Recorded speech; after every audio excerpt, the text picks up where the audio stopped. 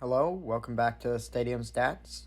This week we'll be going into week 5 of the NFL, and let's get started. Starting off with our Thursday night football game, and this was one I was really excited for, as I've been looking forward to the Chicago Bears trying to break their losing streak. They were on a 14-game losing streak, hadn't won a game in almost an entire calendar year.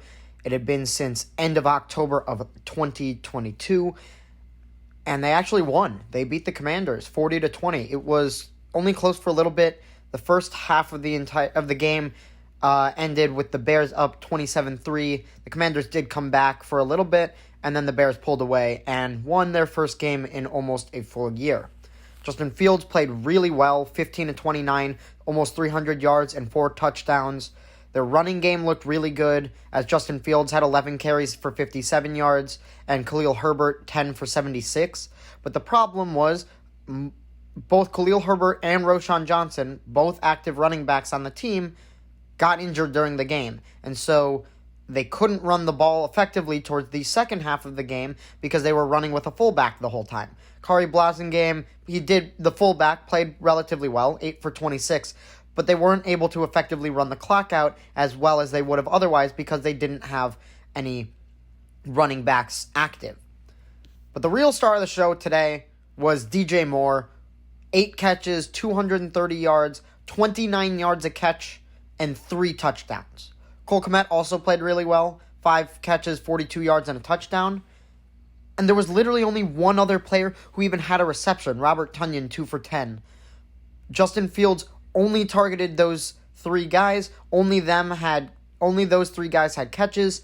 And DJ Moore really pulled this team to a win. They also played relatively well on defense, especially in the first half, only letting up 3 points. Looked a little suspect in the second half. TJ Edwards and Greg Stroman both had a sack. So did DeMarcus Walker and Yannick Ngakoue and Rasheem Green, which is a huge step up for this team, which had only 2 sacks going into the game on the whole season. They had 5 in this game alone. Greg Stroman also did have an interception.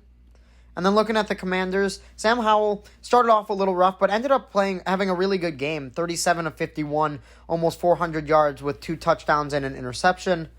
Their running game, they abandoned almost instantly because, again, at halftime they were down 3-27. Brian Robinson had 6 carries for 10 yards, and Sam Howell ran 4 times for 19 yards, and that was it. That was all they did rushing-wise. Receiving-wise, though, they looked pretty good. They spread the ball around a lot. Logan Thomas played really well, 9 for 77 and a touchdown. Curtis Samuel also played well, 6 for 65 and a touchdown. Antonio Gibson, surprisingly, had a decent amount of receiving work, 4 for 64. And Terry McLaurin, 4 for 49. As I said, though, they spread the ball around a lot. Brian Robinson also had 4 catches for 30 yards, and Jahan Dotson 3 for 30 as well. And then defensively, they let up 40 points to a winless team. They played really poorly on defense. They did have a couple sacks. Montez Sweat, no surprise, had a sack and a half. Chase Young had half a sack with him, and Jonathan Allen had another sack. But for as good as their defensive line is, they had less sacks than the Bears. They let up way more points than the Bears. They played really poor on defense, and it was a poor showing for the Commanders as a whole as they lost to a team that hadn't won in almost a calendar year. And then looking at the first game on Sunday, this game was played in London. It was the Jacksonville Jaguars versus the Buffalo Bills. The Jaguars surprisingly came out with a win, 25-20. Trevor Lawrence played really well, 25 of 37, 300 yards and a touchdown. But the real reason they won was Travis Etienne, who was amazing on the ground. 26 for 136 yards, 2 touchdowns. Trevor Lawrence also had 7 carries for 30 yards. And then receiving, they were also another team that spread the ball around pretty effectively. Calvin Ridley, 7 for 122 yards. He looked really, really good. Christian Kirk also looked great, 6 for 78. Zay Jones, 3 for 23 and a touchdown. Travis Etienne and Evan Ingram both had 4 catches for 50 and 30 yards respectively. And then on defense, Darius Williams had an interception, and that was it. But what the real impressive part was holding the Bills to 20 points, who had a 4-touchdown lead over the Dolphins last week. The Jaguars defense played really well, held the Bills, one of the most explosive teams over the course of the past 3 weeks. They held them to 20 points. They did a really good job on defense, even if the box scores don't show a ton of tallies in the sack column or interception column. They still did really well on defense. And then looking at the Bills' offense, Josh Allen still played pretty well, 27 of 40, 360 yards, 2 touchdowns, and an interception. Their run game was non-existent. James Cook had the most attempts, 5 for -4 rushing yards. Josh Allen, 4 for 14, and Damian Harris, 3 for 13. And the receiving, they had a nice duo today. Stephon Diggs, 8 for 121 and a touchdown, and Gabe Davis, 6 for 100 and a touchdown.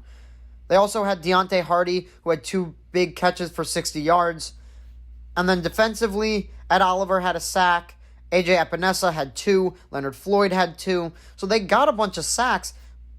But the Jacksonville Jaguars, who honestly their offense had not looked as good as everyone was expecting going into the year, their offense looked pretty good this week. The Bills weren't able to shut them down as effectively as I thought they would going into the game. Looking at our next game, we've got the New England Patriots, who lost to the New Orleans Saints 34-0. This is back-to-back weeks of Bill Belichick having a record worst games. Last week was his record for the worst point differential he's ever had in his 29-year career as a head coach. He lost by 35 last week, and this week was his second worst loss, a 34-point loss, which arguably was even worse because they got shut out. Derek Carr played fine, 18 for 26, 180 yards and 2 touchdowns. Alvin Kamara looked pretty good, 22 of 80 with a touchdown. And Kendre Miller also had a bunch of carries, 12 for 37. Receiving-wise, they weren't anything too special. Michael Thomas was the leading receiver, 4 for 65. Kendre Miller also looked pretty good, 4 for 53. Rashid Shaheed, 2 for 28. And then Chris Olave and Foster Moreau both had touchdowns, but not too many yards. And then looking at the defense, looking at the box scores of the defense, Carl Granderson had a sack. Tano Kapasnan had half a sack, and so did Cameron Jordan. And Pete Werner had an interception, and so did Tyrann Mathieu. But the real reason they won was because their defense played so well that they shut the Patriots out. And I think a lot of that has to do with the Patriots offense not being very good. It somehow seems even worse than it did last year, even though they seemingly had an upgrade at offensive coordinator. Last year they had a defensive coordinator playing as their offensive coordinator. This year they actually have an offensive coordinator. However, their offense looks anemic. Mac Jones, 12 for 22, 110 yards, 2 interceptions. This was the second week in a row he got benched for Bailey Zappi. Zappi also didn't look very good, though. 3 for 9 for 22 yards. The run game never got going. Stevenson and Zeke both had 8 carries for about 20 yards each. And the receiving game never got going. Mac Jones had 110 yards. Kendrick Bourne was their leading receiver. 2 receptions for 43 yards. The most receptions anyone had was Ezekiel Elliott, 4 for 17. They played really poorly on offense. They played really poorly on defense. This was a really poor effort from the Patriots. They did have a couple sacks. Jawan Bentley and Miles Bryant both had a sack.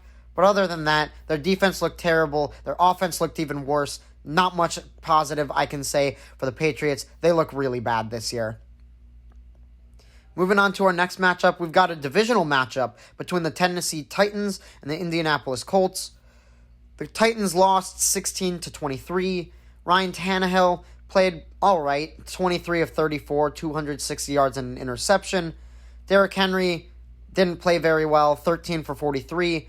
Tyjae Spears behind him, the rookie running back, he actually had a pretty good game, 7 for 34 and a touchdown. And then receiving, DeAndre Hopkins had a monster game. First really big game for the season for him. 8 receptions, 140 yards, and no one else really did anything too special. Chig Okonkwo did have 5 catches for 33 yards, and Tyjae Spears 4 for 35, and nothing else really from anybody.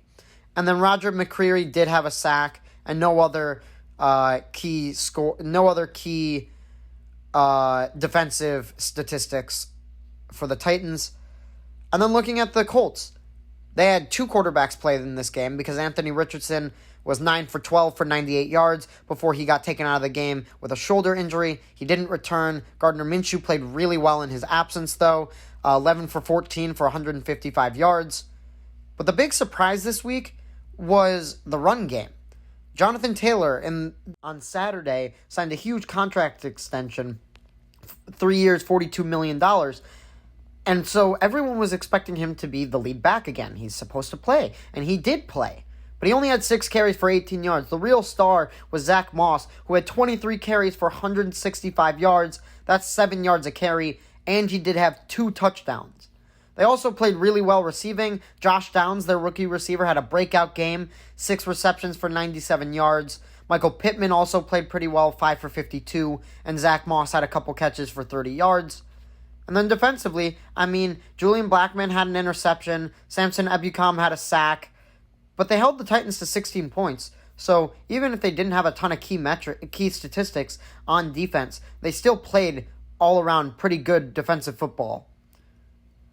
Then we had another divisional matchup between the Baltimore Ravens and the Pittsburgh Steelers. And the Ravens, going into half, were up 10-3 and ended up actually going into the fourth quarter up 10-3. And then the Steelers scored 14 in the last quarter, and the Ravens couldn't score at all in the second half and ended up losing 10-17.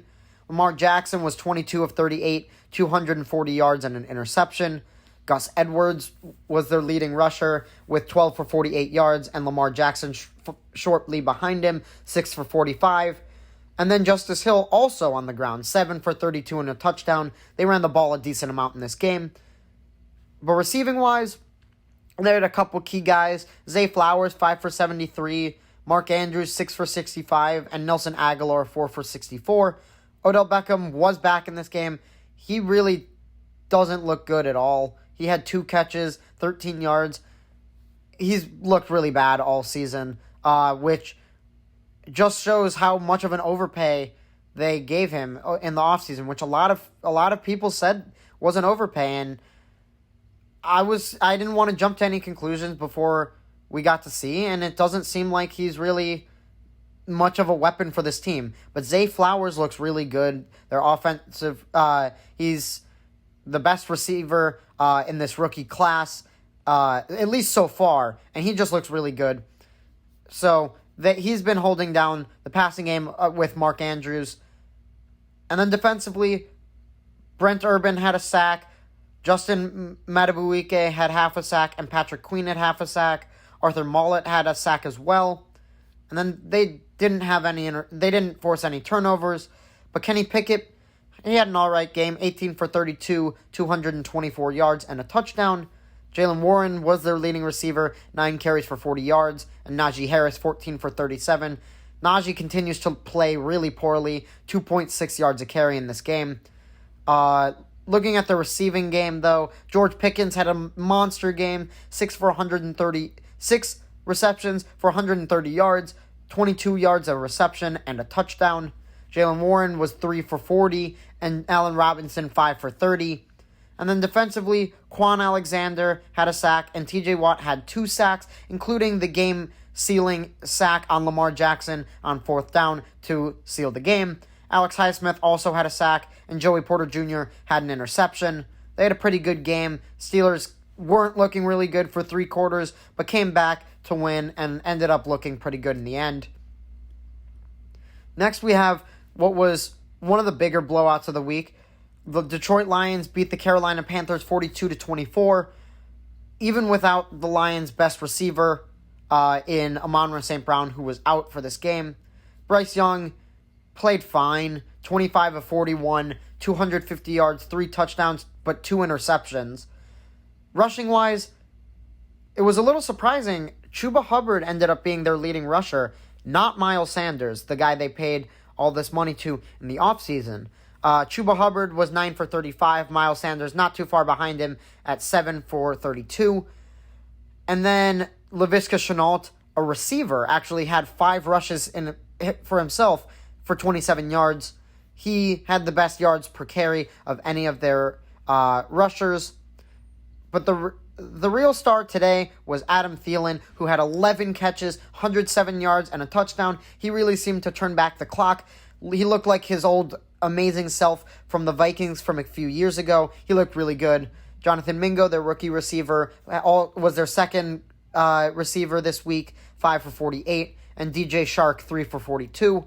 And then defensively, they looked really bad. They had 2 sacks. C.J. Henderson and Brian Burns each had 1, but they didn't force any turnovers, and the Lions had 42 points on this defense. The Panthers went into this season with an expected pretty good defense, and the offense would be the part that would be in progression. And the offense is in progression, but the defense does not look like what people thought it would. Brian Burns still looks really good, but they're letting up a lot of points. A lot of points. The Lions didn't have their best receiver in Amon-Ra St. Brown, and they still scored 42 points. Speaking of, the Lions offense, Jared Goff, really efficient, 20-28, 240 yards and 3 touchdowns, no interceptions. Rushing-wise,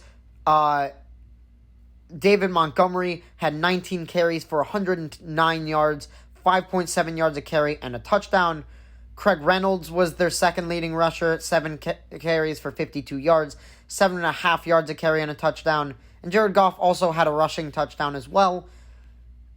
Then receiving, Josh Reynolds was their leading receiver, 4 for 76 and a touchdown. Sam Laporta continues to look really good, their rookie tight end, 3 for 50 yards and 2 touchdowns. And Khalif Raymond also played pretty well, 3 for 45. And then defensively, Jerry Jacobs and Aiden Hutchinson both had an interception. Aiden Hutchinson also had a sack. And honestly, their defense didn't play as well as I would have expected after how good they had been playing. The run defense continues to be really, really good, though. As I was saying, Miles Sanders and Chuba Hubbard really couldn't get much going on the ground. But the Lions did let up 24 points to an offense that really isn't that good. The Panthers have a pretty bad offense, and it's really developing a lot, and they still put up 24 points on this defense. I'm not going to jump to any conclusions, but the Lions defense did look a little worse today than it had in the past. Moving on to our next game, this was a really close game, actually. The Houston Texans lost to the Atlanta Falcons 19-21. CJ Stroud continues to be amazing. He now has the all-time record for the most passes to start a career without throwing an interception. He was 20 for 35 today, 250 yards and a touchdown, and still 0 interceptions on the year. Dameon Pierce continues to look really poor, though, on the ground. Only 3.3 yards a carry, 20 for 66. But he is clearly their lead rusher. No other running back had any carries this week. It was all Dameon Pierce. And then receiving, Dalton Schultz finally had a nice game. 7 for 65 and a touchdown. He was one of their big offseason acquisitions. The tight end from Dallas was supposed to be a really utilized weapon in this receiving game, especially in the red zone. Finally got a touchdown, finally played pretty well, got some yards. Tank Dell also played pretty well, 3 for 57 before he got taken out of the game with a concussion and did not return. And then Nico Collins, 3 for 39, and Robert Woods, 3 for 30. Looking at their defense, they didn't have any sacks, they didn't have any interceptions, but they did only let up 21 points to the Falcons. Speaking of, Desmond Ridder was 28 of 37 for 330 yards and a touchdown. That is the most yards I believe Desmond Ridder has thrown for in his career, as he has not been a high yardage player as a since entering the league. But 330 yards did lead them to a win with 14 points in the final quarter to eventually win the game. So he looked pretty good today. Drake London also had a completed pass for 22 yards.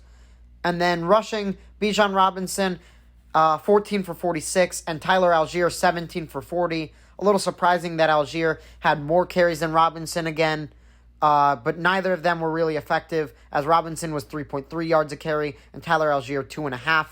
Desmond Ridder also had a rushing touchdown, and what I think a lot of fantasy managers were pretty happy to see was their receiving game.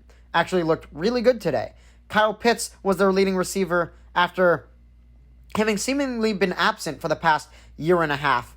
After quite an amazing and historic rookie year in 2021, Kyle Pitts, everyone had these huge expectations for him.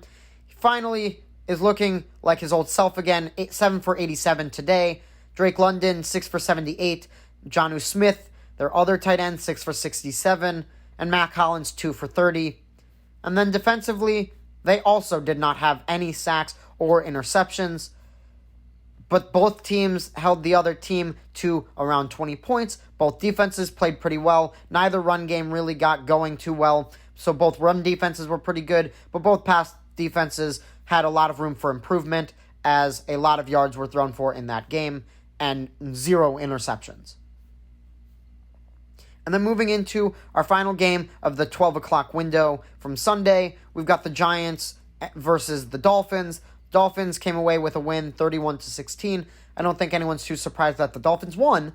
However, the Giants had forced 0 turnovers on the season so far and forced 3 today against the Dolphins. The Dolphins looked very prone to mistakes today, which was kind of exposed last week against the Bills, as they suffered their first loss to the Bills last week and did lose by 4 touchdowns. They did still win today, but it was a little concerning, the amount of mistakes they were making. Looking at the Giants' offense, though, Daniel Jones was 14-20 for 120 yards. He played fine, but got taken out of the game with a neck injury. Tyrod Taylor came in and played 9 for 12, 86 yards. Their leading rusher was Eric Gray, 12 for 25, 2 yards a carry. Daniel Jones was 4 for 24, and Matt Breida, 9 for 21. Their run game looked really bad today, like really bad. But the receiving game looked all right. Darren Waller, their big offseason acquisition at tight end, finally had a really good game, 8 for 86. But no one else played too well. Darius Slayton, 2 for 35. Paris Campbell, 2 for 23. And Wan'Dale Robinson, their rookie receiver, did have 5 catches, but only 18 yards in total. Bobby Okereke and Jason, as I was saying earlier, though, their defense did force some turnovers. Bobby Okereke and Jason Pinnock both had an interception, and Kayvon Thibodeau had a sack. And then looking at the Dolphins' offense, Tua Tagovailoa had honestly one of his worst games of the season. 22 of 30, 300 yards, 2 touchdowns, but 2 interceptions. Devon Achane continues to look like that guy at running back. He's incredible. His yards per carry is one of the highest I've ever seen. He was 11 for 151, 14 yards a carry and a touchdown. Raheem Mostert also played pretty well, 10 for 65 and a touchdown. But it looks like Devon Achane is finally taking over this backfield. The rookie running back has now had 3 games in a row of triple-digit rushing yards and a rushing score. He's leading the league in rushing scores right now, or up there at least, with McCaffrey and also with his fellow running back in his own backfield, Raheem Mostert. They've both been really effective on the ground this year. And then, because the Dolphins can do it all, Tyreek Hill, in addition to their running game, also looked really good. Tyreek Hill was 8 receptions for 180 yards and a touchdown, and Cedric Wilson was 4 for 52, and Jalen Waddle 5 for 35 and a touchdown. And then defensively, Eli Apple had half a sack, and Zach Sealer had 2.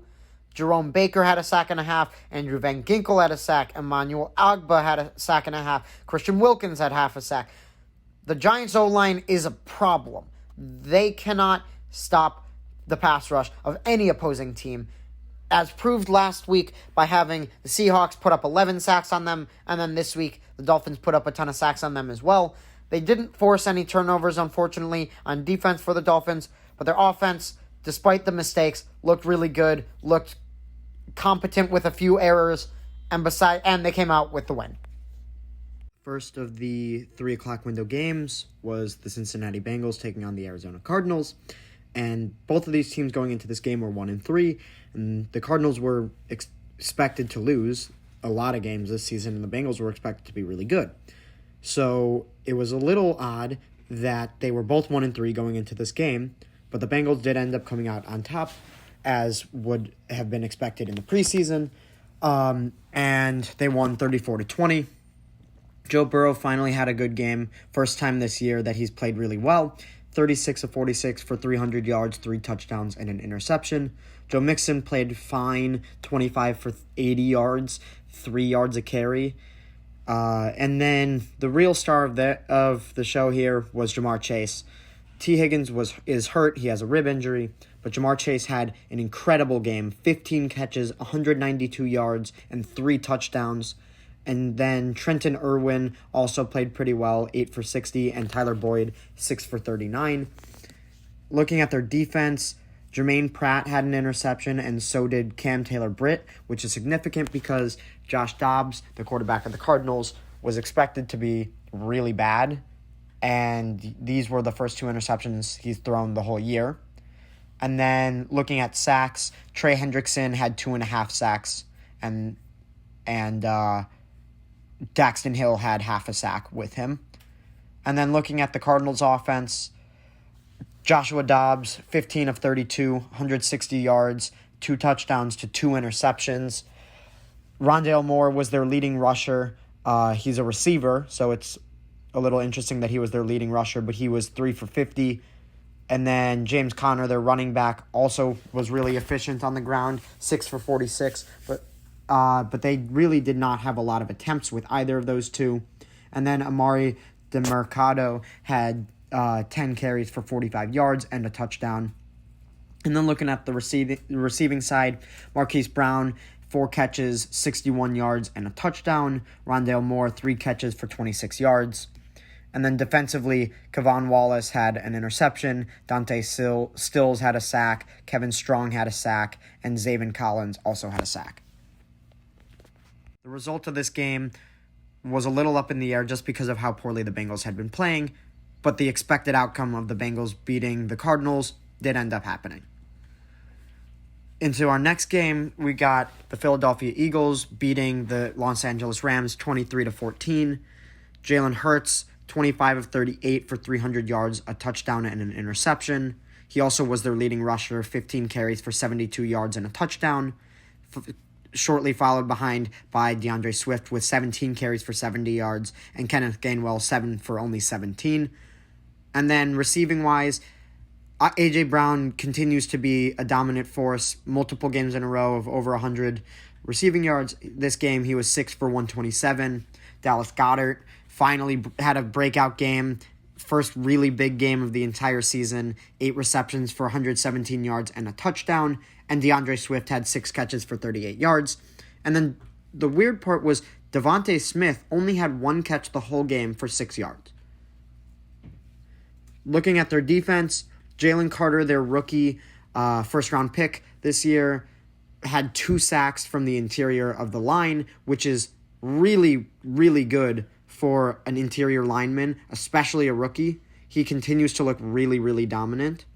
And then Hassan Reddick also had 2 sacks. And then looking at the Rams, Matthew Stafford was 21 of 37 for 220 yards and 2 touchdowns. On the ground, Kyren Williams was their leading rusher. He was 13 for 53. And then Cooper Kupp in his big return, 8 receptions for 118 yards. But that does not mean that Puka Nacua was forgotten, as he also had 7 catches for 71 yards and a touchdown, as well as Tutu Atwell also not being left behind because he also had a touchdown reception as well. This receiving trio is a lot better than anybody would have expected going into the season for the Rams, and seeing Cooper Kupp and Puka Nacua and Tutu Atwell to an extent on the field together is really exciting. Looking at their defense, Ahkello Witherspoon had an interception, Zach Van Valkenburg had a sack, and that was about it for them on defense. They were able to hold the Eagles to only 23, which the Eagles are a very explosive team, so that does say something. But they weren't that impressive on defense. Looking at our next game, we have the New York Jets taking on the Denver Broncos. The Jets came out victorious 31-21. Zach Wilson not continuing his streak of good games after playing really well against Kansas City. He was 19 for 26 for 200 yards and an interception. But the run game looked amazing. Zach Wilson had 3 rushes for 26 yards, Dalvin Cook 6 for 23, but Breece Hall was something special. He was 22 for 177 and a touchdown. He was finally no longer on a snap count, and it really showed that he's clearly less injured now and is playing a lot better. But their receiving game did not look that good. Their leading receiver was their tight end, Tyler Conklin, 4 receptions for 67 yards, followed behind by Garrett Wilson, 3 for 54, and Allen Lazard, 3 for 33. And then defensively, they did do pretty well. Quincy Williams had 2 sacks. Jermaine Johnson also had a sack, and Bryce Huff also had a sack. Looking at the Broncos, though, on offense, Russell Wilson had a pretty fine game, 20 for 31, 196 yards, and 2 touchdowns. And their rookie running back, Jaleel McLaughlin, came into the game last week when Javonte Williams got hurt, and he looked really good again this week. 9 carries for 68 yards, at 7.5 yards a carry. And Russell Wilson also had 7 rushes for 49 yards. And then the receiving game, their leading receiver was actually their running back, Samaje Perine, 4 receptions for 73 yards, followed behind by Jerry Jeudy, 6 for 50, and then both Adam Troutman and Jaleel McLaughlin had receiving touchdowns. Looking at the defense, Zach Allen had a sack, and Patrick Surtain had an interception. Nick Bonito had 2 sacks, and Elijah Garcia also had a sack. But they did let up 31 points to the Jets. No surprise there because the Broncos have one of the worst defenses in the league, and the Jets have been pretty poor on offense, look pretty good today. And then our last of the afternoon games is the Kansas City Chiefs taking on the Minnesota Vikings. The Minnesota Vikings fall to 1-4 after another one-score loss. They lost 27-20. Patrick Mahomes was 31 of 41 for almost 300 yards and 2 touchdowns. Isaiah Pacheco looked pretty fine on the ground, 16 for 55, but he did have a touchdown. And then receiving, their leading receiver, as always, is Travis Kelce, 10 receptions, 67 yards, and a touchdown. Pretty impressive given that he had to leave the game with an ankle injury. Did come back, his ankle was wrapped, and he was able to get the job done. Justin Watson also played really well, 2 for 56, and Rashee Rice, the rookie receiver, 4 receptions, 33 yards, and a touchdown. And then defensively, Mike Dana had a sack, Chris Jones had a sack, and Leo Chenal had a sack. And then looking at the Vikings on offense, Kirk Cousins had another good game, 29 for 47, almost 300 yards, and 2 touchdowns. The run game, though, never got going as Cam Akers was 5 for 15 and Alexander Mattison 8 for 26. Looking at the receiving game, surprisingly, their leading receiver was not Justin Jefferson, as Justin Jefferson was limited to 3 catches for 28 yards, which is really, really bad for him. Alexander Mattison did have a receiving touchdown, but their leading receiver was Jordan Addison, the rookie, 6 receptions, 64 yards, and a touchdown, followed shortly behind by TJ Hawkinson, 5 for 51, and KJ Osborne, 5 for 49, and Brandon Powell, 4 for 43. Looking at their defense, Marcus Davenport had a sack, and Danielle Hunter had a sack, and all around, they played all right, but their defense was nothing too special. And then our next game was Sunday Night Football, which everyone was super excited for this game. It was the Dallas Cowboys taking on the San Francisco 49ers, and this was supposed to be a really good game, and it wasn't. It was a complete blowout. 49ers won 42-10. Dak Prescott had a horrible game. He was 14 for 24, 150 yards with a touchdown and 3 interceptions. Their running game never got going as Tony Pollard was limited to 30 yards, and Deuce Vaughn only had 7. And the receiving game, as I said, Dak Prescott only had 150 yards, so the receiving game didn't look too good either. Kevontae Turpin had a big touchdown catch, and outside of him, no one else had. That was the only touchdown they scored on offense, or in general, the entire game. CeeDee Lamb was 4 catches for 50 yards as their leading receiver, followed behind with Tony Pollard, 4 for 35, and Jake Ferguson, 3 for 28. And those were the only significant receivers in this game. Their defense did not look any better. Seeing as they were playing the 49ers, it was the hardest matchup this defense has had, but their defense had looked continuously so good through the first 4 weeks, and it looked disgraceful, letting up 42 points to the Niners. Jaron Kearse did have a sack, and that was the only sack they got on the Niners. They didn't force any turnovers. Actually, they forced one turnover as McCaffrey did fumble, but they didn't have any interceptions, and the Cowboys' defense did not look good at all. Brock Purdy had his way with their defense as he was 17 for 24, 250 yards, and 4 touchdowns. Christian McCaffrey was not even the lead rusher in this game, as McCaffrey was 19 for 51 and a touchdown. But their leading rusher was Jordan Mason, who, granted, most of this came on one rush, and a lot of this was in garbage time, but he was the leading rusher, 10 carries for 69 yards and a touchdown. And the leading receiver was George Kittle, 3 receptions, 3 touchdowns, 70 yards. And Brandon Ayuk and Deebo Samuel right behind with 58 and 55 yards respectively. And Kyle Juszczyk also had a receiving touchdown as well. And then, as I said earlier, the 49ers defense looked amazing. They limited Dallas to 10 points. Dak Prescott had 3 interceptions. Fred Warner had one of those. Oren Burks had another. And Shashawn Gibson had the third. And then they also had multiple sacks, as Fred Warner had a sack. Dre Greenlaw had a sack. Nick Bosa had half a sack, with Eric Armstead having half a sack. And Kevin Givens also had a sack. They did so well that the backups were put into the game, as this game was completely out of hand by the fourth quarter, and the 49ers looked like the completely dominant team in what was supposed to be a really close game. And then lastly, our last game of the week, Monday Night Football, we had the Green Bay Packers facing off against the Las Vegas Raiders, and the Raiders came out with the win here, taking both teams to a record of 2-3, as the Raiders won 17-13. Jumping into the stats, Jordan Love was 16 of 30 for 182 yards, no touchdowns, but 3 interceptions. He played really poorly in this game, which is a little surprising, seeing as the Raiders' defense is typically not very good. Looking at the rushing, Aaron Jones was out for this game with a hamstring injury, so A.J. Dillon was the lead back. He was 20 for 76, almost 4 yards a carry and a touchdown. Jordan Love was the second leading rusher with 2 carries for 37 yards.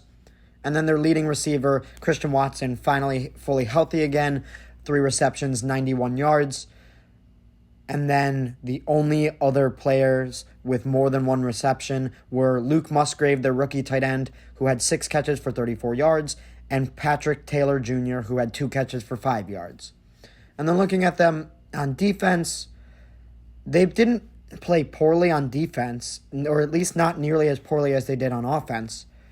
They only let up 17 points. Rudy Ford did have an interception off of Jimmy Garoppolo. And then Kenny Clark, Rashawn Gary, Kingsley Enagbare, and Preston Smith all had a sack. And then looking at the Raiders, Jimmy Garoppolo was 22 of 31 for 200 yards, a touchdown, and an interception.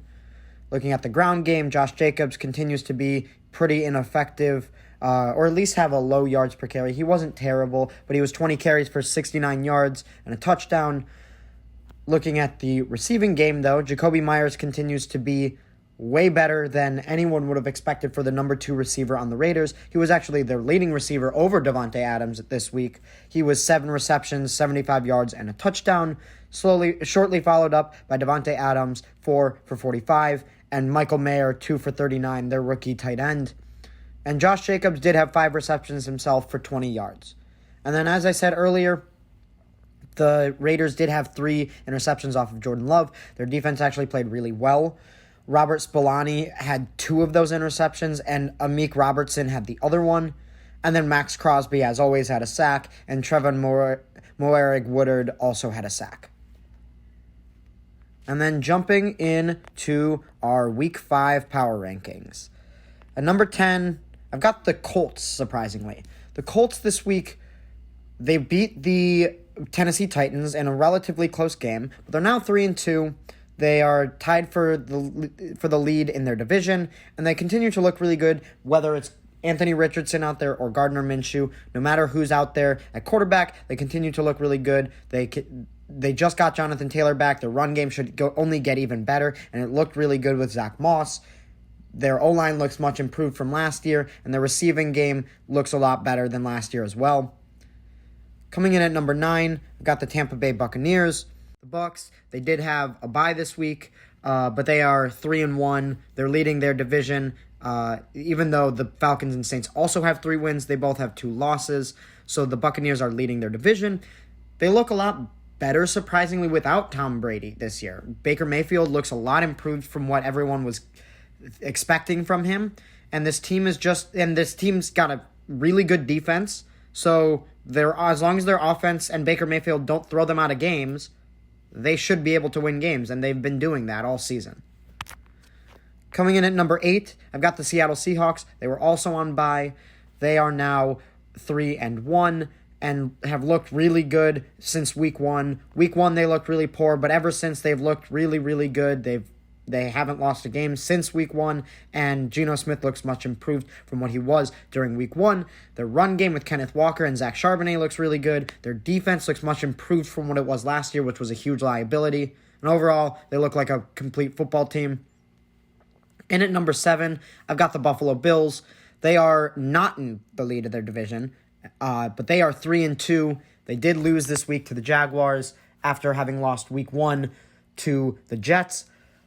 But every week in the middle, they looked amazing. They put up a ton of points. They outscored their opponents by a lot in those 3 weeks combined. And they even had a 4-touchdown win over the Dolphins. They look really good. This week was a bit of a surprise that they lost, but they still didn't look terrible against the Jaguars, and that's why they're in at number 7. But speaking of that Bills-Jaguars game, in at number 6, I've got the Jacksonville Jaguars, who are also now 3-2. They finally look like they're picking up the pace a bit. They're tied with the Colts leading their division, but they started off a little rough and seem to be getting a little bit back on track. Calvin Ridley really stepped up this week after having been relatively absent the past few weeks. Their defense looked really good, holding the Bills to only 20 points, one of the most explosive offenses in the league. And overall, and Travis Etienne looks amazing on the ground. He played really well against the Bills. They also look really complete. In at number 5, I've got the Kansas City Chiefs. They move on to 4-1. However, they are this low because even though their only loss was in week 1 when they were missing their two of their best players, they continue to play every team that they've played recently really close. They were really close against the Jets last week. They were really close against the Vikings this week. 2 one-score games that very easily could have gone the other way if the other teams didn't blow it. It's a little concerning for the Kansas City Chiefs. They really don't have a lot of offensive weapons outside of Travis Kelce and Isaiah Pacheco, but they do look good enough that I can have them in at number 5. At number 4, I've got the Detroit Lions, who are now 4-1. They are by far leading their division, as the rest of that division is doing really poorly. No one else has a winning record. They look complete on offense. Their defense, they have one of the best run defenses in the league. Their pass defense isn't anything spectacular, but they're getting takeaways and they are holding teams to and not letting up a ton of points. And overall, the Lions look really good. Their offense, they just got Jameson Williams back. David Montgomery looks great. Amon-Ra St. Brown is missing some time, unfortunately, but hopefully he'll be back soon because this team looks really good. And then in at number 3, the last undefeated team the last team that isn't undefeated is the Miami Dolphins, who are 4-1. Their only loss was to the Buffalo Bills. They have the highest scoring offense in the league. They have the most passing yards through 5 games of all time of any team in NFL history. The only reason I don't have them any higher is because number 1 and 2 teams are both undefeated, whereas the Dolphins did lose by 4 touchdowns to the Bills last week. But they've got the most rushing yards and the most passing yards in the league. Their offense is the most complete of any team. They just cannot be stopped. Even with 3 turnovers against the Giants, they still won by 2 scores, and they just look so good on offense that only the Bills were able to stop them. In at number 2, we've got the first of our 2 undefeated teams, the Philadelphia Eagles. Yes, they're undefeated, but they've played a lot of really close games. They continued to play relatively close for at least a good part of the game against the Rams. They've played almost every team. They've played really close. Last week against the Commanders, it went into overtime. Week 1, they played really close against the Patriots. But their defense looks really good, and their offense does also look really good. Jalen Hurts does not look nearly as good, though, as he did last year, as he's thrown more interceptions than he did through 5 weeks last year, and he has scored a lot less touchdowns. But their tush-push move, where Jalen Hurts scrambles for 1 yard on a 4th and 1 or a goal line situation and gets pushed from behind, continues to really work. He's scoring a lot of touchdowns that way, and this team is winning games no matter how close they are. But in at number 1, I've got the San Francisco 49ers yet again. They're 5-0. They were supposed to have their toughest matchup yet, and they had a huge blowout over the Dallas Cowboys as they won 42-10. This game was supposed to be close, arguably one of the best games of the week, if not one of the best games of the season, and it was not close at any point in this game. Their offense seems like it can't be stopped. Their defense is getting a ton of turnovers. I don't know what team can stop them besides maybe the Dolphins or maybe the Eagles later on in the season. I'm so excited to see that 49ers-Eagles game because that really will most likely determine the standings in the NFC. I'm just excited to see how the rest of this season plays out. Thank you guys so much for listening, and I'll talk to you guys next week.